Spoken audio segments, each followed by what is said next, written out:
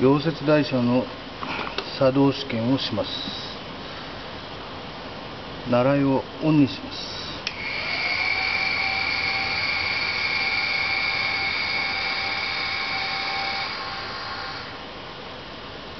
引き上げ、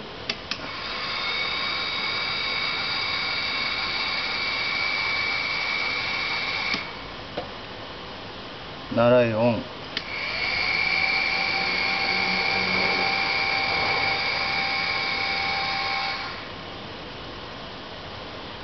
ウェービング装置をオンにします。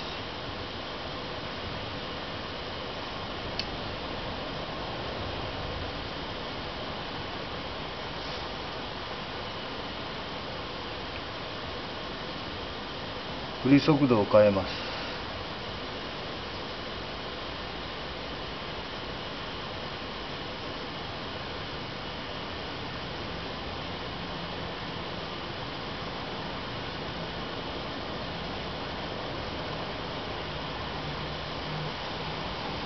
振り幅を変えます。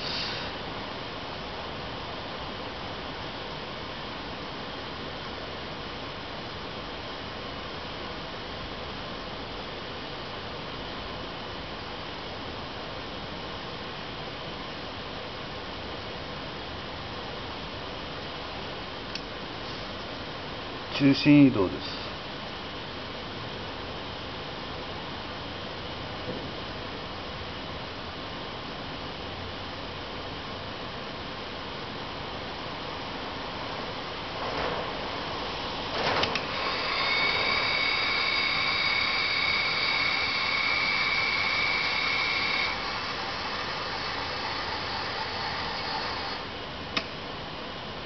次は手動で動かします。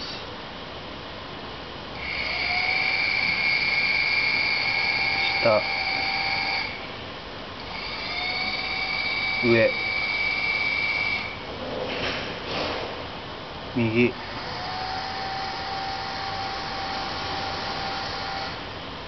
左、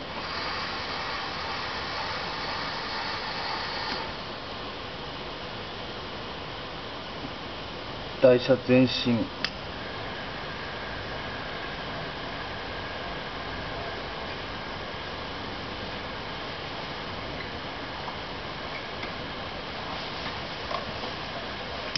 交代、